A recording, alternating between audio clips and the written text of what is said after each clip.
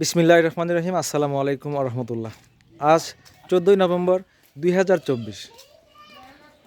আজকে আমরা উত্তরবঙ্গের জেলা ঠাকুরগাঁ জেলার অন্তর্গত বালিয়াডাঙ্গি থানার মুন্ডমালা গ্রামের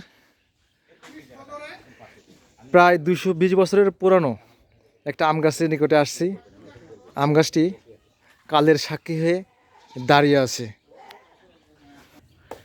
সূর্যাপুরী জাতের আঞ্চলিকতার জন্য বিখ্যাত এই জাতটি নাভি প্রজাতির, প্রায় প্রতি বছর আম ধরে।